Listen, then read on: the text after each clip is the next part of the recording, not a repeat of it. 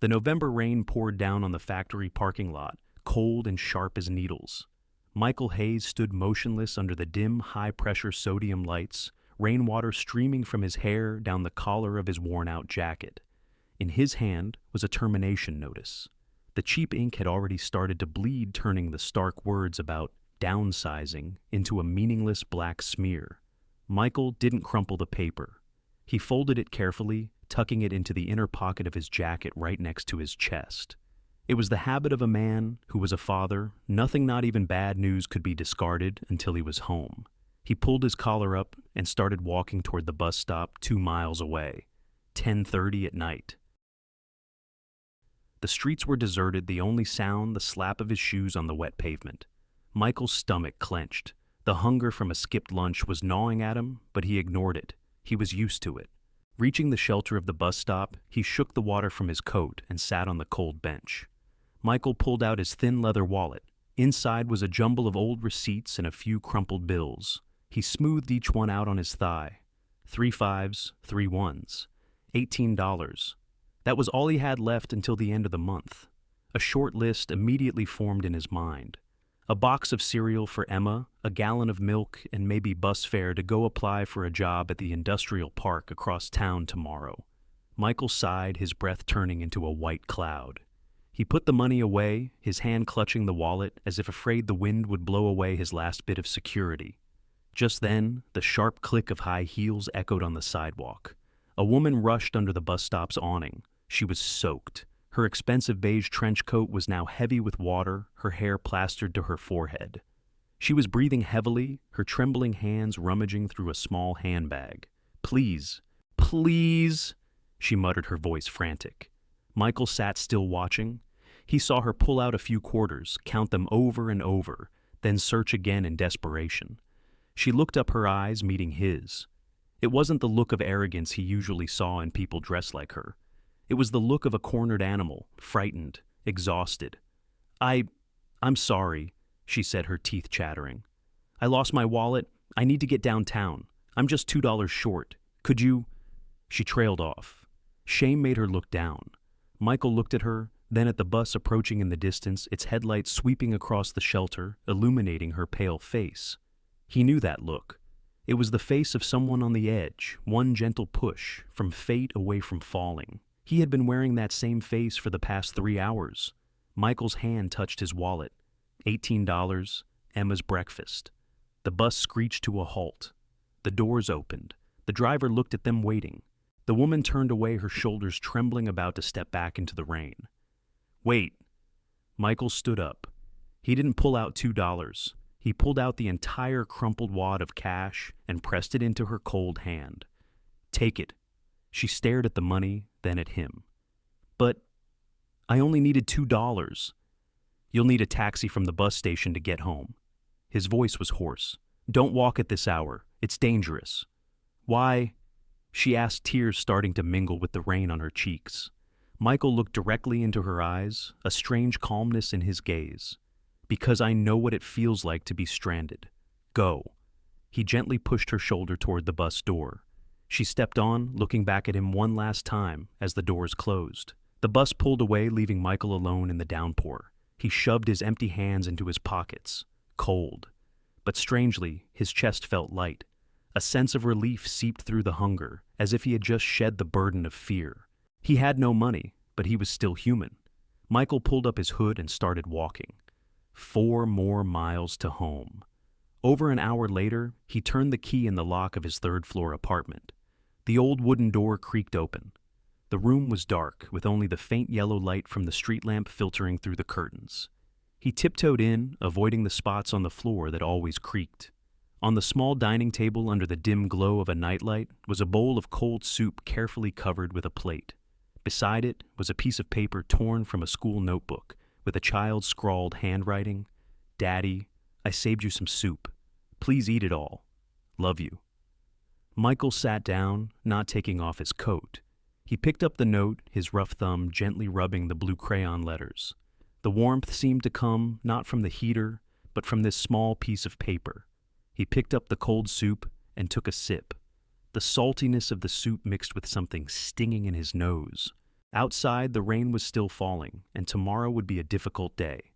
But tonight in this small kitchen, he still had a reason to feel rich. Michael put the bowl down and looked at his daughter's ajar bedroom door. He whispered into the quiet space, "I'm home, Emma." 8 in the morning. The harsh sunlight pierced through the thin curtains, shining directly into Michael's eyes. He rubbed them, his head heavy from a restless sleep. The smell of cheap coffee brewing on the old stove filled the air, but it wasn't enough to mask the musty smell of the apartment after the night's rain. Suddenly, there was a knock on the door. Not the timid knock of the paperboy, but a series of strong, decisive, and authoritative raps. Emma, who was coloring on the floor, looked up, her eyes wide. "Daddy, who is it?" Michael motioned for her to stay put. He smoothed down his wrinkled t-shirt and walked to the door. He opened it a crack, his hand unconsciously tightening on the edge as a shield. The sight before him made him squint. Parked at the curb right in front of his shabby apartment complex was a line of 5 gleaming black SUVs. Neighbors were peeking out of their windows. Standing on his doorstep was the woman from last night, no longer drenched and panicked. She wore a perfectly tailored suit, her hair pulled back in a neat bun. But Michael recognized her eyes. Behind the careful makeup, they were bloodshot. The exhaustion was impossible to hide. "Good morning, Mr. Hayes," she said. Her voice was hoarse but steady. Michael was surprised. He had never told her his name. "You—" He hesitated. "How did you find me?" "It wasn't difficult," she replied curtly, her gaze sweeping past his shoulder into the dark apartment. "Can we talk?" Michael hesitated. He looked back at Emma, who was peeking from behind the sofa. Then he looked at the woman. There was something in the way she stood. Though surrounded by power and money, she still exuded the same lost look as at the bus stop. He stepped back, opening the door wider. The woman entered. The room seemed to shrink instantly. She placed her designer handbag on the scratched dining table and sat in the only sturdy wooden chair. "I'm Olivia Grant," she said, her hands clasped on the table. Her knuckles were white. "Last night, after I got on the bus, I made it home." Michael leaned against the sink, his arms crossed. He didn't offer her a drink. There was only tap water and a brand of coffee she certainly wouldn't touch. "Good," he said succinctly. Olivia was silent for a moment. She stared at the peeling paint on the wall. "Last night I was robbed, lost my wallet, phone, and car." She took a deep breath, her voice trembling slightly. "But the worst part is, the person who set it up was my closest assistant." The room fell silent. Only the drip, drip of the coffee maker could be heard. Michael looked at her. Now he understood. The panic last night wasn't just about losing money. It was the collapse of trust. He knew that feeling. The feeling of the ground cracking beneath your feet and having nothing to hold on to. "Why are you telling me this?" Michael asked, his voice low. Olivia looked up at him. "Because you were the only person who didn't ask who I was before helping." Just then, a small noise was heard. Emma tiptoed over, holding a plastic box of cookies. "Ma'am," the little girl said shyly, "would you like a cookie? My daddy made them. They're a little burnt, but they're delicious." Olivia was startled. She looked down at the child with messy hair and bright, clear eyes. The tough facade of a powerful CEO suddenly melted. She reached out and took the misshapen cookie, smiling faintly. "Well, thank you, little lady," she said, taking a small bite. "It's been a long time since I received a gift that didn't come with an invoice." Michael saw her shoulders relax for the first time since she had walked in. No longer a CEO in this moment, she was just a woman who had found a little peace. 10 minutes later, Olivia stood up. She pulled a business card from her pocket and placed it next to the cookie box.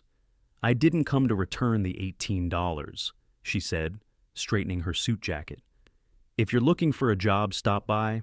I can't promise anything grand, but I think there are some things only a person like you can do." Michael looked at the pristine white card with gold-embossed letters, Lancaster and Grant Communications. He didn't get his hopes up. He just gave a slight nod, the nod of a man considering a chance at survival. The door closed. The sound of car engines outside roared and then faded away. The room returned to its usual quiet. Emma ran to the window, standing on her tiptoes to watch the convoy of cars. "Daddy!" She turned back, still holding the cookie box. She's so sad, isn't she? Michael ruffled his daughter's hair, his eyes still on the business card on the table. Yeah, he replied softly. I think so too. A week passed. Michael stood in front of the time clock in the suburban warehouse. A dry click echoed as he punched his card. 5:15 in the evening. The foreman, wearing a faded baseball cap, tossed a pay envelope onto the cold metal desk. Michael opened it. The amount was less than he expected. Hey, Michael said, his voice hoarse from cardboard dust. You're shorting me $20. You were 8 minutes late on Tuesday. The rule here is to round up to an hour. The foreman shrugged his eyes, glued to his phone. If you don't like it, there's the door. There's a line of people waiting for your job. Michael clenched the envelope. $20. That was a week's worth of laundry at the public laundromat, or enough gas to get to an interview. But he didn't argue. He knew the rules of places like this. Temporary workers had no bargaining power. He swallowed his anger and walked out. The cold wind from the river hit his face, carrying the smell of machine oil and disappointment. 7 in the evening at the apartment. On the dining table were 2 bowls of macaroni and cheese from a cheap yellow box. The old heater in the corner hummed a low dying tune. Emma was lying on the floor, scribbling on the back of a past-due electricity bill. Daddy, I'm done. Michael picked up the drawing. The clumsy crayon strokes depicted a man in a bright orange vest, standing amidst a sea of black scribbles. Why is Daddy wearing orange? He asked, forcing a smile to hide his exhaustion. Because that's your safety vest. Emma pointed to the fluorescent vest he had thrown over a chair, her voice serious. You wear it so people can see you in the dark, so cars will avoid you, so you don't get lost on your way home to me. Michael was speechless. He looked down at the mac and cheese that was starting to congeal, then at the pile of bills on the bulletin board. He had always thought he had to be the protector, the strong one. But to Emma, she didn't need a hero. She was just afraid her dad would disappear into the darkness and not come back. He couldn't let that fear grow in her eyes. That night, Michael stood in front of the refrigerator. The pristine white business card was held by a bear-shaped magnet. He took a deep breath and took it down. The next morning, Michael walked Emma to the school bus stop, then walked straight to the financial district. He wore his most neatly ironed white shirt, though the collar was slightly frayed and his work boots were polished to a high shine to hide the scuffs. The office building loomed its reflective glass blinding.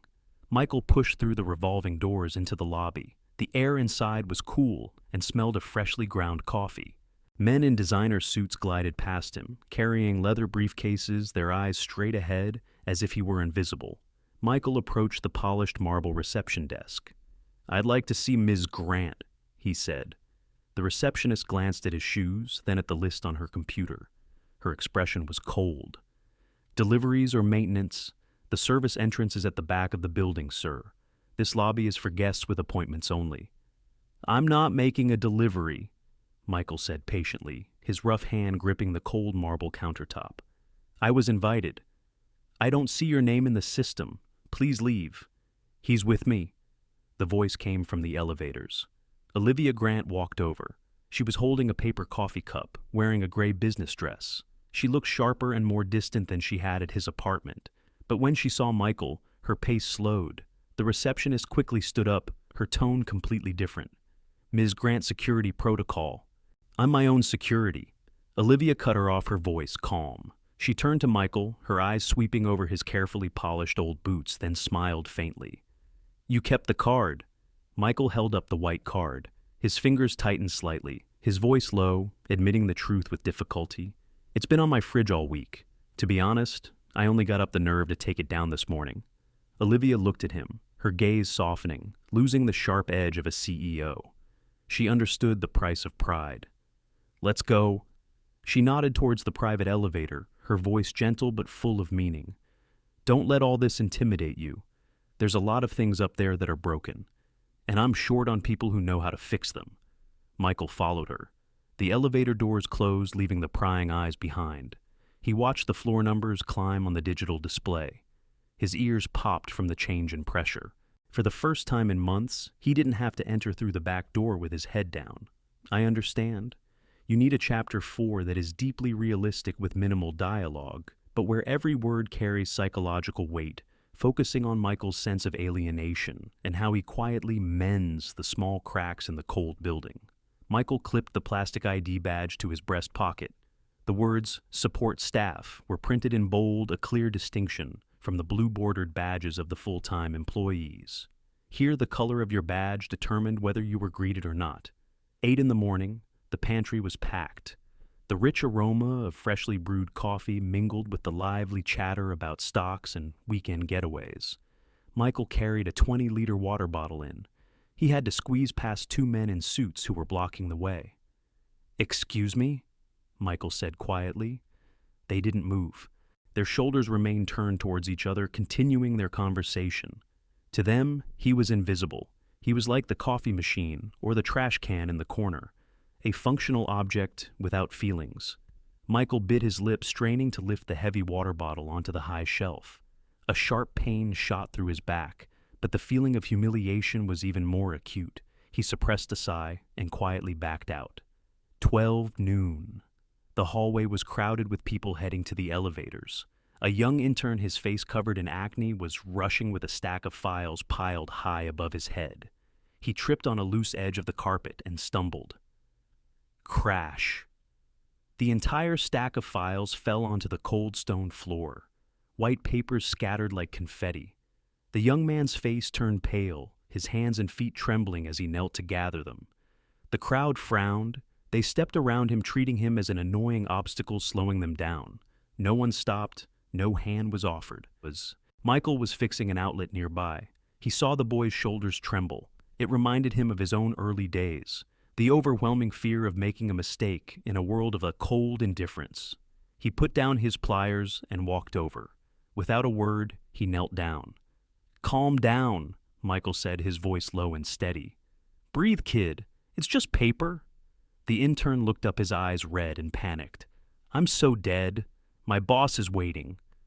"No one dies over a few pieces of paper." As he spoke, Michael deftly straightened the edges of the papers. His rough, calloused hands, accustomed to heavy lifting, smoothed out the important documents of the corporate world. He did it with a strange reverence, not for the content, but for the sweat of the person who created it. When the file was neat again in the young man's hands, Michael stood up, dusting off his knees. "Thank you, sir," he mumbled, his voice still trembling. Michael just patted his shoulder, a fatherly gesture. "Go on. Walk slower next time." 6:30 in the evening. The building was quiet. Olivia walked out of her office with her bag. She stopped when she saw a figure kneeling by the main entrance. It was Michael. He was using a utility knife to scrape off the old sticky glue from under the floor, right where the carpet edge had been loose, the invisible trap that had tripped the intern earlier. Olivia stood still, observing. She watched him meticulously scrape away his forehead, beaded with sweat. No one had assigned him this task. No one was paying him for this. "Mr. Hayes," Olivia said, "the night cleaning crew will take care of that. You can go home." Michael was startled and looked up. He gave a dry, gentle smile that seemed out of place on his weary face. "I'm almost done. The cleaning crew only mops the floors, they don't glue things down." "Why do you bother?" Olivia asked, her voice softening. "No one will know you did this." Michael stopped. He looked at the newly glued strip pressed flat against the floor, then looked directly into Olivia's eyes. His gaze held no sycophancy of a subordinate, only the sincerity of an experienced man. "I saw you stumble here this morning, and the kid at noon. I just thought—" He hesitated for a moment, then continued, his voice light. "If I fix it now, no one will get hurt tomorrow."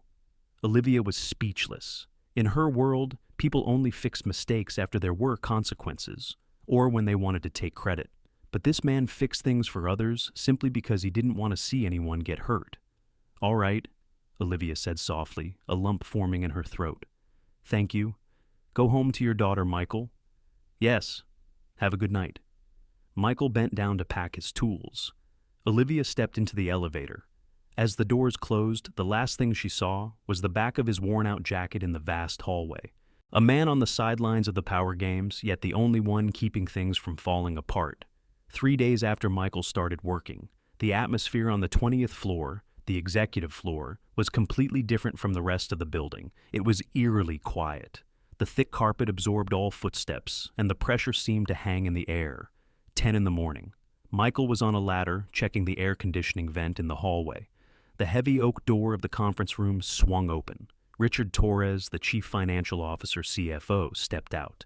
This man always wore suits more expensive than anyone else's, and his face always held a cold, faint smile. "You're letting your emotions kill the numbers, Olivia," Richard said, without looking back. "The board doesn't care about vision. They care about quarterly profits." The door closed behind him with a decisive click. Michael paused, looking through the gap in the ladder. In the conference room, through the frosted glass, he saw Olivia slump over the table. She was rubbing her temples, her shoulders trembling slightly. The proud demeanor of a leader was gone. At that moment, she was just a woman under siege in her own fortress. Michael returned to his work. He tightened the last screw. He knew he shouldn't have seen that. Here, seeing a boss's weakness was a taboo. But he couldn't forget her lonely figure. Lunch break. The conference room was empty. Michael went in to clean up. The long polished table was littered with half-empty glasses and crumpled papers.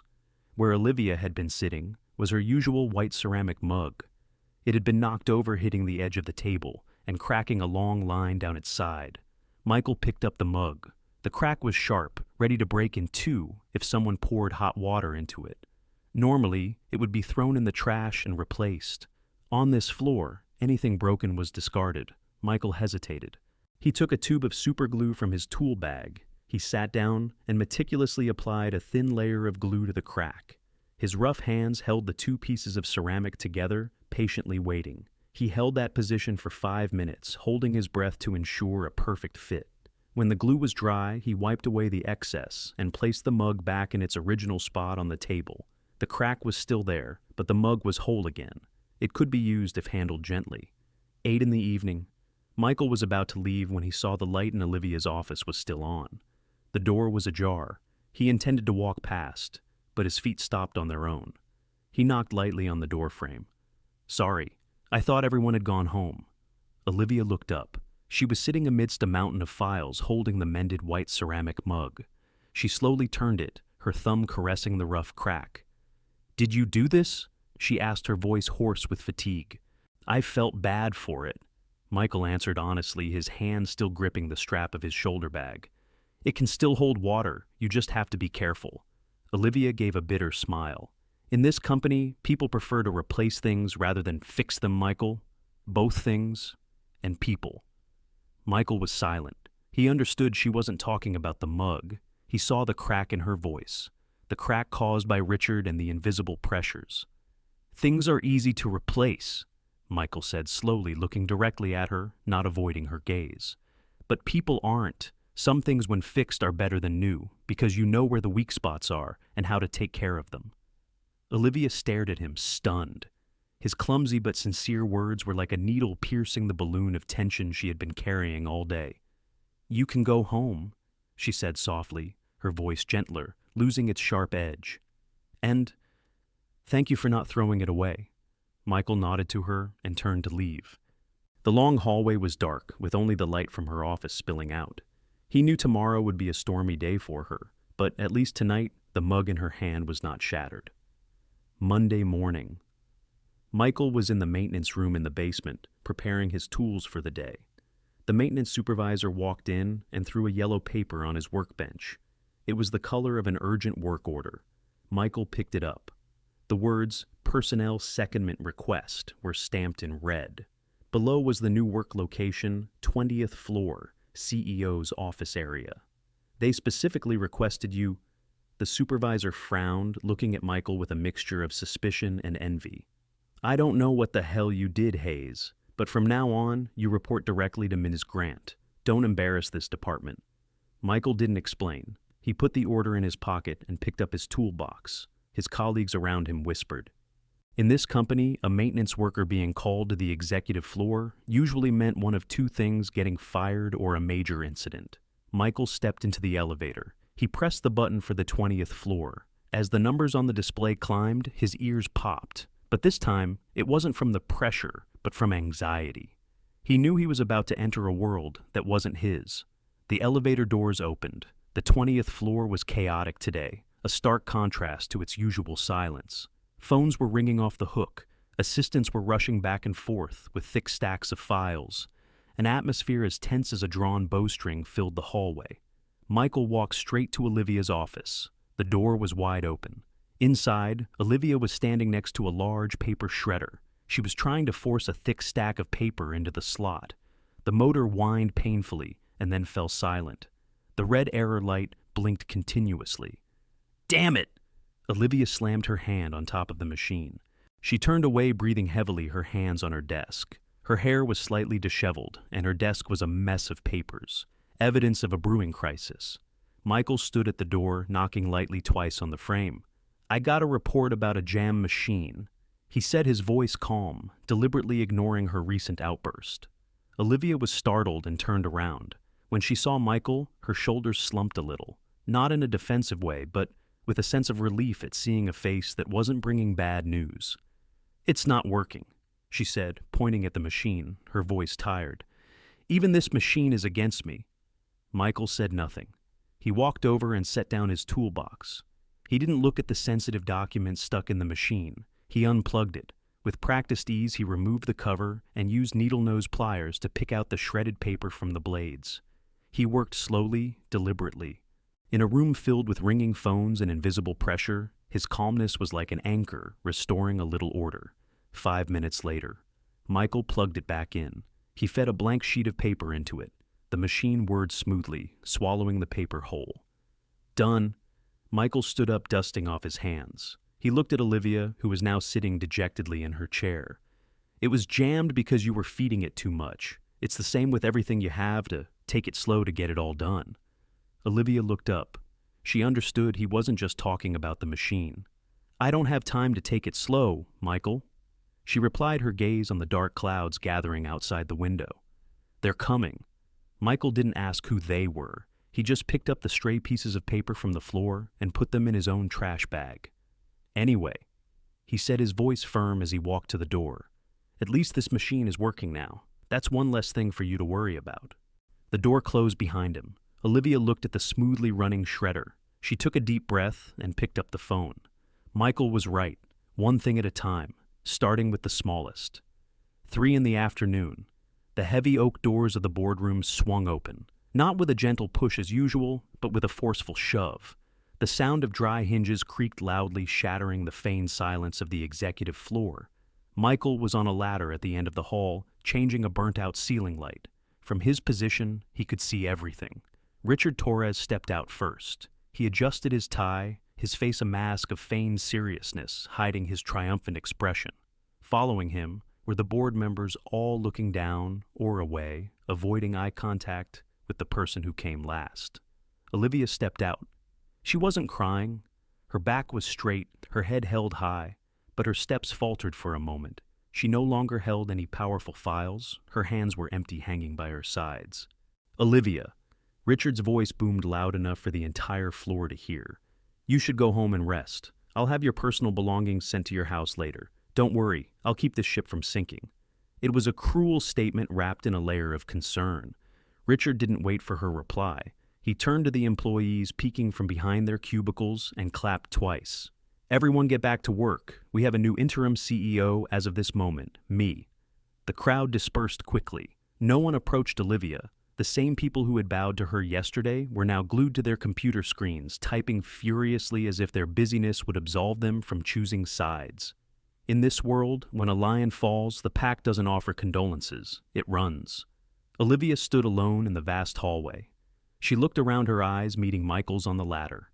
He didn't look away like the others. He looked at her and gave a slight nod. A normal, everyday greeting. No pity, just an acknowledgement of her presence. Olivia bit her lip, turned and walked quickly towards the elevators. The sound of her high heels on the stone floor was strangely lonely. 7 in the evening. The entire floor was dark except for the blue glow of electronic devices in standby mode. Michael pushed his cleaning cart down the hallway. He stopped in front of the CEO's office. The door was wide open. Inside was a battlefield. Richard and his team had ransacked the place looking for documents. Drawers were pulled out. Papers were scattered on the floor. On the polished mahogany desk, someone had deliberately left a coffee stain, a blatant sign of disrespect for the room's former occupant. Michael sighed. His job was to clean the hallway, not the boss's office. He could have turned away, turned off the light, and left it.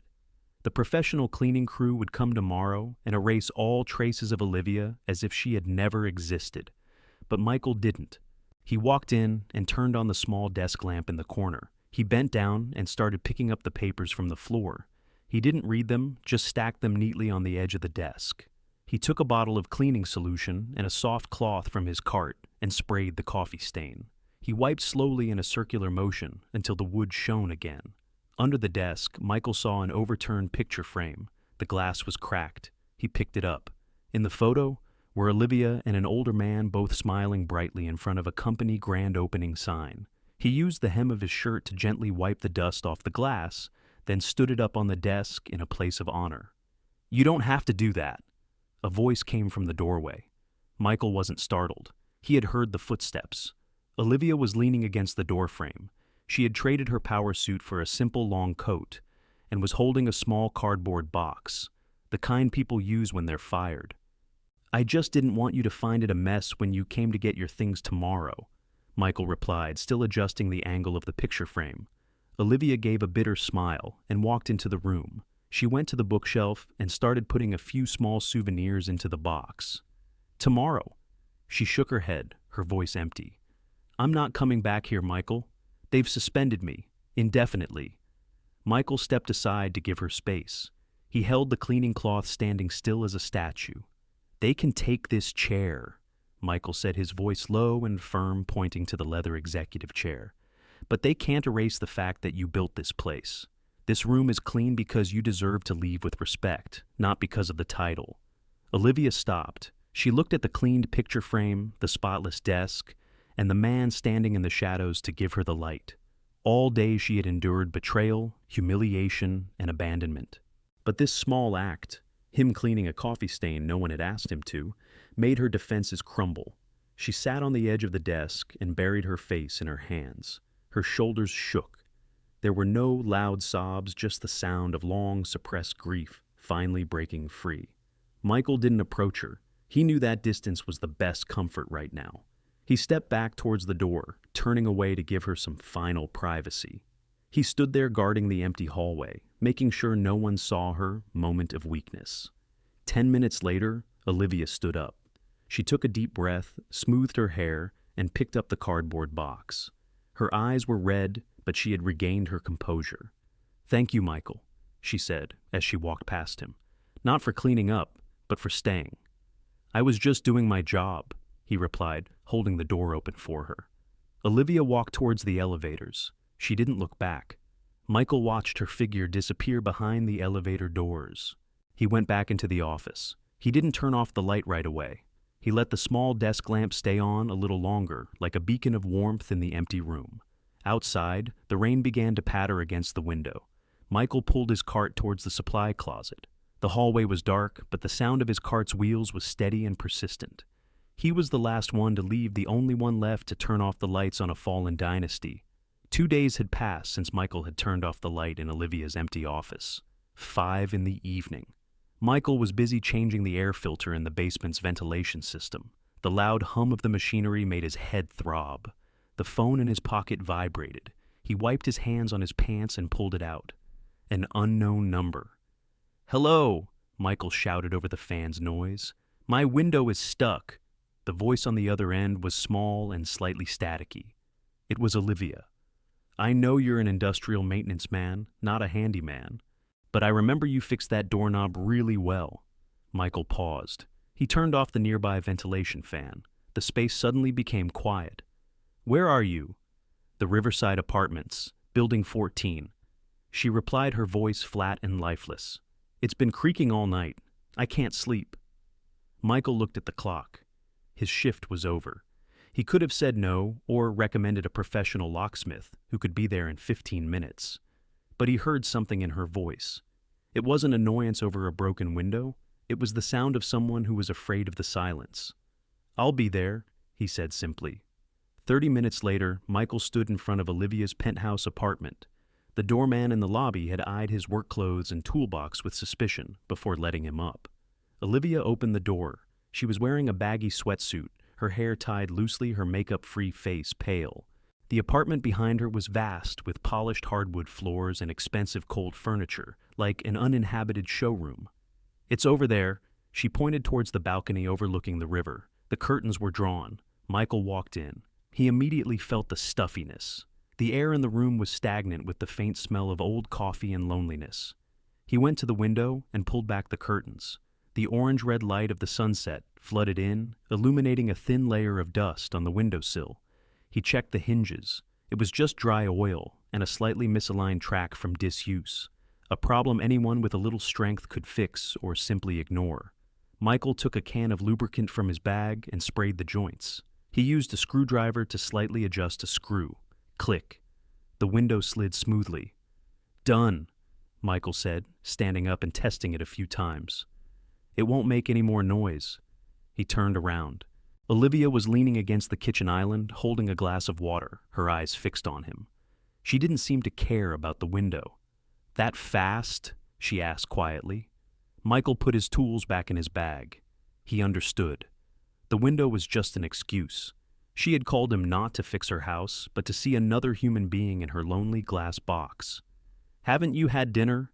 Michael asked, glancing at the untouched takeout box on the table. "I'm not hungry." Olivia shook her head. "My throat feels bitter. I've only been drinking coffee since I left the company." Michael sighed. He set his toolbox on the floor. He went to the sink, washed his hands thoroughly, then walked over to the takeout box. It was a cold clam chowder and toast. He opened the lid, put it in the microwave, and pressed the 2-minute reheat button. The hum of the microwave was the only sound in the room. "Sit down," Michael said, his voice as natural, as if he were in his own cramped kitchen and not a multi-million-dollar apartment. "A little hot food will make you feel better. An empty stomach makes the mind wander." Olivia hesitated, then pulled out a chair and sat down. Michael placed the steaming bowl of soup in front of her, along with a spoon. He didn't leave right away, but pulled up another chair and sat opposite her at a polite distance. Olivia picked up the spoon and stirred the soup. "Do you think I'm ridiculous?" she asked, not looking at him. "Living in a place like this and having to call a maintenance man for a creaky window?" "No," Michael replied, his hands resting on the cold wooden table. "When you're too tired, even the ticking of a clock sounds like a hammer. I get it." Olivia looked up. Her eyes were red. She took a spoonful of soup. The warmth spread through her stomach, and for the first time in 2 days, she felt her body relax. Olivia said, her voice choked with emotion. "I thought if I lost that job I would die, but here I am, and I'm still alive. It's just, I don't know what to do with this silence." Michael listened quietly. He didn't offer any empty platitudes like, "Everything will be all right." He just sat there present. His silence was an acceptance, a safe space for her to shed her heavy armor. Suddenly, Michael's phone rang. The cheerful theme song of a cartoon broke the somber mood. He quickly answered, his voice completely changed, soft and warm. "Daddy's here, Emma." Olivia stopped eating and looked up at him. "Are you coming home soon?" The little girl's voice chirped through the speaker. "I finished my homework. Should I reheat the mac and cheese for you?" "Yeah, you're a good girl." Michael smiled, the corners of his eyes crinkling. "I'm just finishing up fixing a window for a friend. I'll be home soon. Don't turn on the stove. Wait for me." "Okay, be careful. Love you." "Love you too." Michael put his phone away. When he looked up, he saw Olivia watching him. Her eyes were no longer empty, but filled with a deep sadness mixed with admiration. "She waits for you for dinner?" she asked. "Every night?" Michael nodded, getting up to grab his toolbox. "She's the reason I know where to go home to after work." Olivia put down her spoon. The soup bowl was half empty. "I envy you, Michael," she said softly. "You have less to lose, but so much more to look forward to." "You can have that too," Michael replied, walking over to the window. He didn't close it. He opened the glass door wide. The wind from the river blew in, carrying the cool mist and the distant sound of a ship's horn chasing away the stagnant air in the room. "Leave the window open," he said, turning back to her. "The wind will come in, it might be a little noisy, but it's easier to breathe than when it's closed." Olivia looked at the billowing curtains. She took a deep breath of the fresh air. "Thank you," she said. This time the thanks was not just polite. "Not for the window," Michael nodded to her. If it gets stuck again, just call me. But remember to eat dinner first." He walked out the door. Olivia sat alone in the large kitchen. She looked at the warm soup, listening to the wind blowing through the window. She picked up her phone, but not to check work emails. She put it down, closed her eyes, and listened to the wind. For the first time in years, she didn't feel trapped by her own success. She was breathing. Sunday morning. The River Bean coffee shop sat unassumingly on a street corner overlooking the windy Hudson River. It wasn't a fancy air-conditioned cafe in the financial district. It was a place where local working-class people came for a quiet weekend.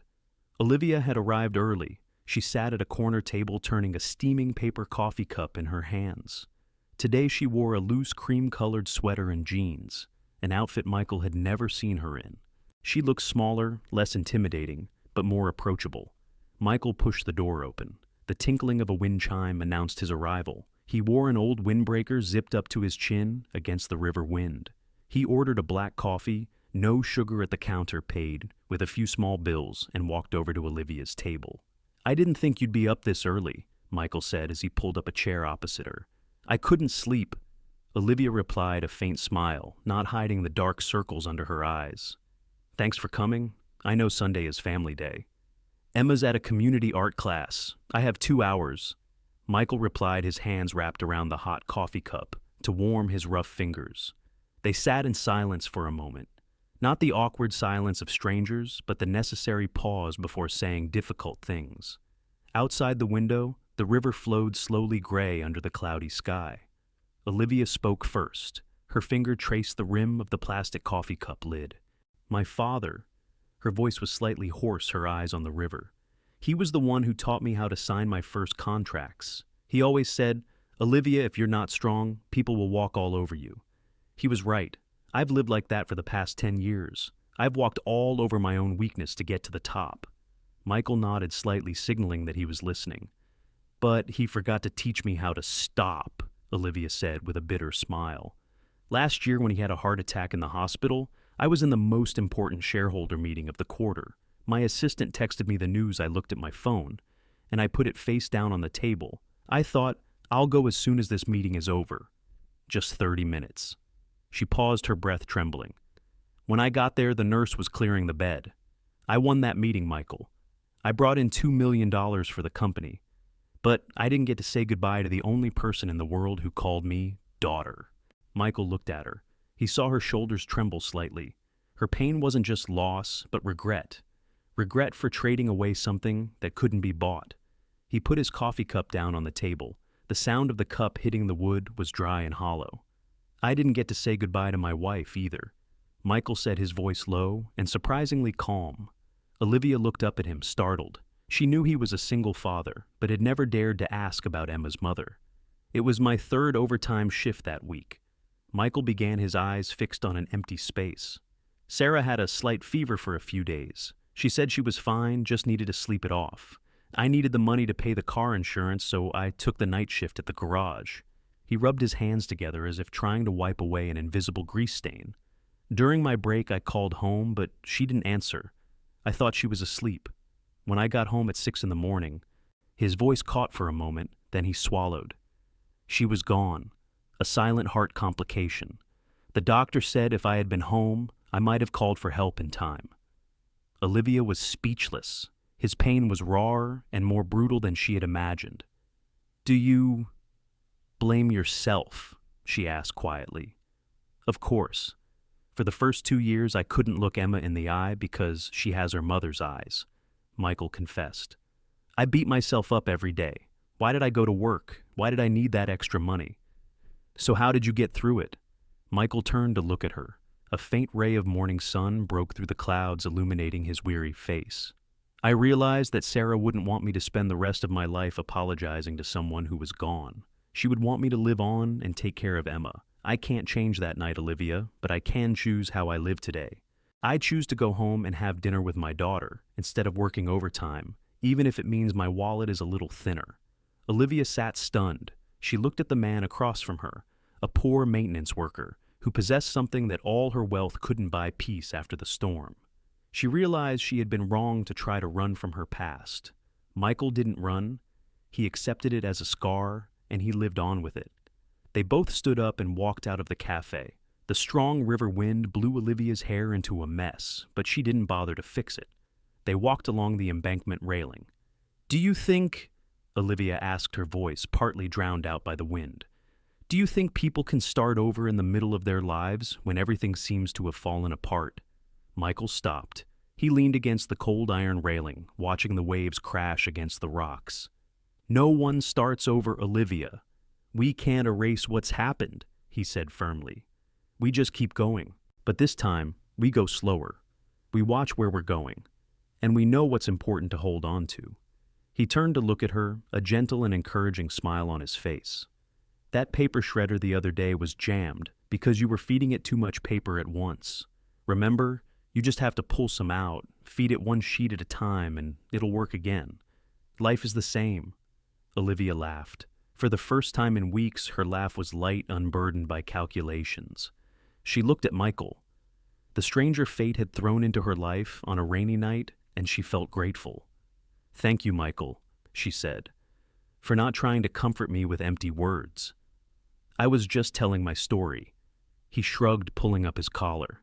"It's time to pick up Emma. She'd draw you another picture if she knew I just saw you. Tell her, I'll be waiting for it."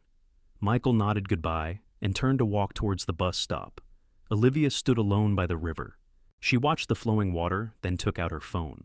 She didn't call her lawyer, nor a business partner. She dialed the number of her former assistant, the only one still loyal to her. "Hello, Sarah." Olivia said, her voice calm and clear. "Get the files ready. I'm coming back to the company tomorrow. Not as CEO, but as someone who wants to fix what's broken." The sun was now high in the sky, illuminating the sparkling river. Olivia took a deep breath of the cold Sunday morning air, feeling her chest truly light for the first time. 1 month later, Monday morning. Michael walked Emma to the school bus stop. Winter had arrived, and their breath came out in white puffs. Emma wore an oversized pink backpack and clutched a rolled-up piece of paper tied with a rubber band. When the yellow school bus arrived, she didn't get on right away. She turned back and tucked the paper into Michael's jacket pocket next to his pliers and screwdriver. "Don't forget to give this to Ms. Olivia." Emma instructed, her eyes serious. Michael adjusted her beanie. "I don't know if I'll see her today. She's been off work for a while." "She'll be there," Emma said with certainty, then skipped onto the bus. "Because in my drawing, she's there." Michael watched the bus disappear around the corner. He patted his pocket, feeling the crinkle of the paper. He didn't believe in children's intuition, but he believed in promises. If he saw her, he would give it to her. 9 in the morning at the Lancaster and Grant building. The atmosphere was different. There was no tension, no shouting, no sound of assistants running in fear of being fired. Richard Torres, the interim CFO, hadn't been seen since last week. Rumors of an internal investigation had been circulating, but today everyone was talking about something else. Olivia Grant was back. She walked through the revolving doors of the lobby. No entourage, no designer luggage. She wore a simple white shirt and gray trousers. Her hair was tied back in a low ponytail, her makeup light. She clipped her employee ID to her chest, the badge with her new title, Strategic Advisor. The receptionist stood up instinctively, about to bow, but Olivia just smiled and gestured for her to relax. "Good morning," Olivia said. Her voice no longer had the authority that made people hold their breath, but was calm and steady. She walked towards the elevators. The employees in the elevator moved aside to make room, but this time it wasn't out of fear, but out of a quiet respect. They knew what this woman had been through, losing everything and starting over. 10:30 in the morning. Michael was fixing a faucet in the men's restroom on the 15th floor when his walkie-talkie crackled. "Hay's got a job for you. 20th floor, old CEO's office. Windows stuck again." Michael stopped. He turned off the water and wiped his hands on his pants. 20th floor. The old office. His heart skipped a beat, but he just replied calmly, "Roger, on my way." He picked up his toolbox and got into the elevator. Emma's drawing in his pocket seemed to warm up. The door to the 20th floor office was open. Inside, the room had changed. The massive leather executive chair had been replaced with a simple mesh office chair. The expensive liquor cabinets were gone, replaced by bookshelves. The floor-to-ceiling window was half open. the wind blowing papers around on the desk. Olivia was standing there leaning against the desk, holding a thin file. She saw him walk in, not surprised. "You again?" she asked, a slight smile on her lips. "Yes, ma'am." Michael put his toolbox on the floor and took off his hat. "This window seems to miss its repairman. Or maybe it just likes the attention," Olivia replied. She put the file down and walked closer. "I've only been back for 2 hours, and this is the first thing that greets me with a creak." Michael walked to the window. He checked the track. It was the same spot the locking screw was loose from the wind. He took out his screwdriver and gave it a couple of turns. Click. The metal parts fit together snugly. "Done," he said, straightening up. "I tightened it a little more this time. The wind won't loosen it again." He turned around and saw Olivia staring at him. "Thank you, Michael. And thank you for still working here." Michael was flustered. He reached into his jacket pocket, his fingers touching the rolled-up paper. My daughter, Emma, she has something for you." He pulled out the paper and smoothed it out on the desk. It was a brightly colored crayon drawing. In the picture was a large room with an open window. 2 stick figures, a man and a woman, stood side by side. And the most special part was that Emma had colored the entire page with the bright yellow of the sun, streaming through the window covering both of them. At the bottom of the picture were the crooked words, "The sun shines on good people." Olivia looked at the drawing for a long time. She gently touched the lopsided sun in the corner of the paper. "She draws better than I thought." Her voice trembled slightly. "Does she believe that if you just open the window, the sun will shine in—" "She's a kid." Michael smiled a proud, undisguised smile. "She believes that the light is always fair, as long as you don't close the curtains." Olivia looked up at him. "And do you believe it?" Michael looked out the window. The sky today was clear, without a single gray cloud. The skyscrapers reflected the sparkling sunlight. He looked down at his calloused hands. Hands that had once only known how to clench in anxiety were now relaxed. "I didn't before," he answered honestly. "But now, I think I'm starting to. At least I believe that I have the right to open the window." Olivia nodded. She picked up the drawing, not putting it in a drawer, but using a magnet to stick it to the whiteboard behind her desk, the most prominent spot in the room where sales charts should have been. "I'll keep it here," she said, "to remind me what I'm working for." Michael picked up his toolbox. His work here was done. "I have to go check the heater on the lower floor. Welcome back, Olivia." "Thank you, Michael." He walked out the door. As he walked down the hall to the elevator, Michael heard Olivia call out, "Michael!" He turned back. She was still standing at the office door, holding it open. "Next time, don't wait for the window to be broken to come up here." Michael laughed. He raised his hand in acknowledgement and stepped into the elevator. The elevator doors closed, but Michael knew the door on the 20th floor was still open. He looked at his reflection in the stainless steel wall of the elevator, the same dark blue work uniform, the same weary face with wrinkles. But his eyes were brighter. In his pocket, there was no longer a rain-soaked termination notice from a month ago, just his employee ID, a few spare screws, and a quiet belief that tomorrow would be a day worth waking up for. Some people walk into our lives not with magic, not with promises to change the world. They just come to tighten a loose screw, mend a crack, or simply sit beside us when we have no strength left to stand. And sometimes it's these small acts that save a life. And you ever received a ray of sunshine from a stranger on your stormiest days, cherish it. Because peace is always there, just waiting for you to be brave enough to open the window.